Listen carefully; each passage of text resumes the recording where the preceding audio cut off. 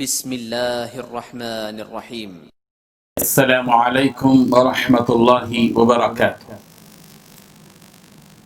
الحمد للہ الذی لم یزل ولا یزال حیا قیوما سمیعا قدیرا بصیرا، والصلاة والسلام علی اشرف الانبیاء والمرسلین محمد وآلہ وصحبہ اجمعین، اما بعد۔ حاضرین و ناظرین، یہ درس نمبر 797 ہے، 797، اور آج سورہ توبہ کی صرف ایک آیت کی تلاوت اور اس کی تشریح کی جائے گی۔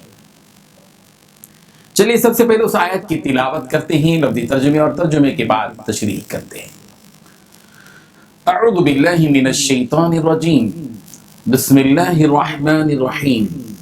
كالذين من قبلكم كانوا أشد منكم قوة وأكثر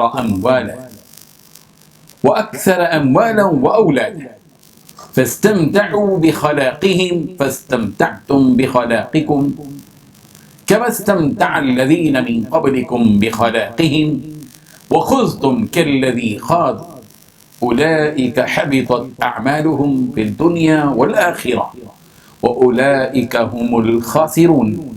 صدق اللہ العظیم۔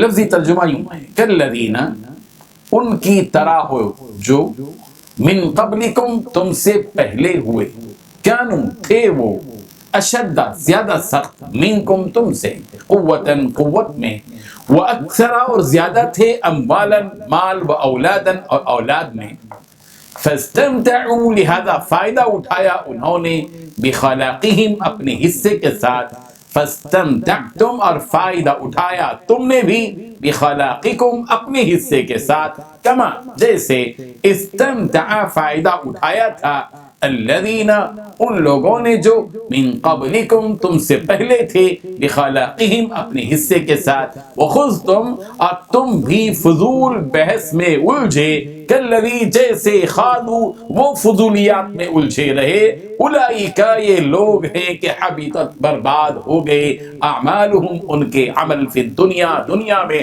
والآخرہ، اور آخرت میں، واولئک، اور یہی لوگ ہیں، ہم الخاسرون، خسارہ پانے والے۔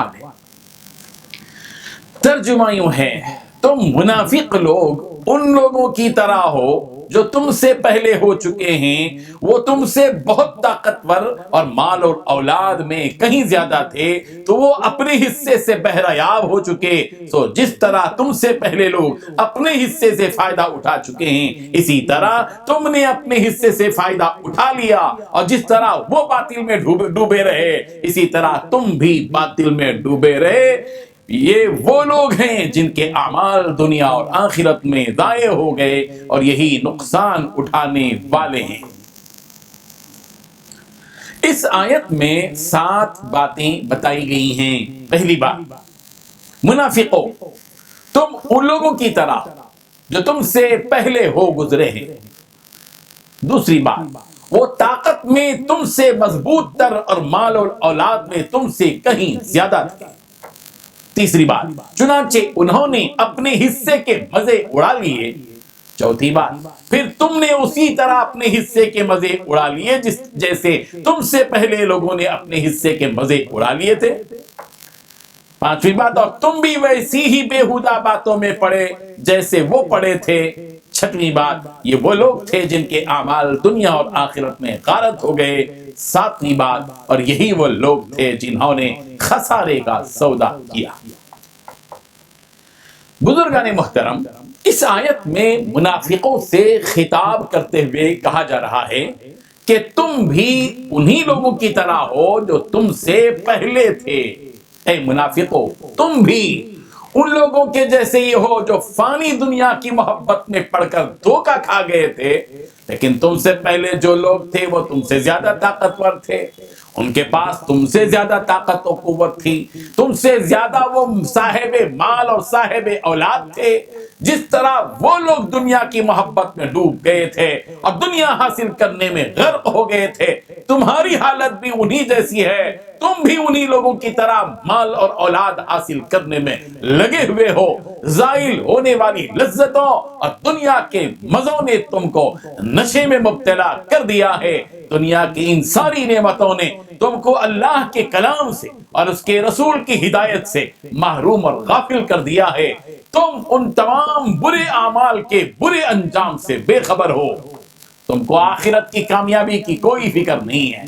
خیر اور بھلائی تم سے رخصت ہو چکی ہے، جس طرح پچھلی قوموں کے لوگوں سے خیر اور بھلائی رخصت ہو گئی تھی، تم ان گزرے ہوئے لوگوں سے زیادہ بدتر حالت میں ہو اور ان سے زیادہ عذاب کے مستحق ہو۔ جس طرح وہ لوگ باطل میں ڈوب گئے تھے، تم بھی باطل میں ڈوب چکے ہو۔ یہ وہ لوگ ہیں جن کے اعمال دنیا میں بھی اکارت ہو گئے، تمہارے بھی اعمال اکارت ہو گئے۔ ان کافروں اور منافقوں کی وہ کوششیں اور ظاہری نیک اعمال ان کے نفاق کی وجہ سے باطل ہو گئے، اس لیے کہ انہوں نے جو کچھ کیا تھا وہ دکھاوا تھا، ریاکاری تھی۔ انہوں نے جس مقصد سے کیا تھا کہ لوگ ان کی نیکیوں کو دیکھیں، وہ تو ان کو مل گیا، اس لیے ان کو آخرت میں اس کے عوض میں کچھ بھی ملنے والا نہیں ہے۔ ان کے اعمال اس لیے بھی اکارت اور ضائع ہو گئے کہ ان کے پاس ایمان ہی نہیں تھا، اور اعمال پر جو اجر و ثواب اس وقت ملتا ہے جبکہ ایمان ہو۔ اور یہ منافق ایمان سے خالی اور عاری، یہ منافق حقیقت میں مومن نہیں ہیں۔ انہوں نے اپنے بارے میں ایمان کو ظاہر کیا اور اپنے دل میں موجود کفر کو چھپایا۔ یہ ایسے خسارے اور نقصان میں ہیں کہ انہوں نے گمان کر لیا تھا کہ وہ نفع اور فائدے میں ہیں، حقیقت میں یہ نقصان میں ہیں۔ بزرگان محترم، گزری بھی قوموں کے زیادہ طاقتور مضبوط ہونے کا اشارہ قرآن مجید کی دوسری آیتوں میں سے بھی ہوتا ہے۔ سورہ قصص کی آیت نمبر 78 میں یوں ہے: أَوَلَمْ يَعْلَمْ أَنَّ اللَّهَ قَدْ أَهْلَكَ مِنْ قَبْلِهِ مِنَ الْقُرُونِ مَنْ هُوَ أَشَدُّ مِنْهُ قُوَّةً وَأَكْثَرُ جَمْعًا۔ بھلا کیا اسے اتنا بھی علم نہیں تھا کہ اللہ نے اس سے پہلی نسلوں کے ایسے لوگوں کو ہلاک کر ڈالا جو طاقت میں بھی اس سے زیادہ مضبوط تھے اور بہت بڑی جمع پونجی والے تھے۔ سورہ روم کی آیت نمبر 9 میں اس کی بھی وضاحت کی گئی ہے: اولم يسيروا في الارض فينظروا كيف كان عاقبة الذين من قبلهم كانوا اشد منهم قوة واثاروا الارض وعمروها اكثر مما عمروها۔ کیا یہ لوگ زمین میں چلے پھرے نہیں ہیں تاکہ وہ یہ دیکھتے کہ ان سے پہلے جو لوگ تھے ان کا انجام کیسا ہوا؟ وہ طاقت میں ان سے زیادہ مضبوط تھے اور انہوں نے زمین کو بھی جوتا تھا، اور جتنا ان لوگوں نے اسے آباد کیا اس سے زیادہ انہوں نے آباد کیا تھا۔ سورہ فاطر کی آیت نمبر 44 میں 44 میں بھی وَكَانُوا أَشَدَّ مِنْهُمْ قُوَّةً، جبکہ وہ طاقت میں ان سے زیادہ مضبوط تھے۔ قرآن مجید اس بات کی بار بار آواز دیتا ہے کہ کفر، نفاق اور شرک یہ ایسے اعمال ہیں جن سے ان کے سارے اعمال ضائع ہو جاتے ہیں۔ سورہ بقرہ کی آیت نمبر 217 میں ارتداد یعنی مرتد ہو جانے کو اعمال کی اکارت ہونے کا ذریعہ قرار دیا گیا۔ فرمایا وَمَن يَرْتَدِدْ مِنْكُمْ عَنْ دِينِهِ فَيَمُتْ وَهُوَ كَافِرٌ فَأُولَئِكَ حَبِطَتْ أَعْمَالُهُمْ فِي الدُّنْيَا وَالْآخِرَةِ۔ اور اگر تم میں سے کوئی شخص اپنا دین چھوڑ دے اور کافر ہونے کی حالت ہی میں مر جائے تو ایسے لوگوں کے اعمال دنیا اور آخرت میں اکارت ہو جائیں گے۔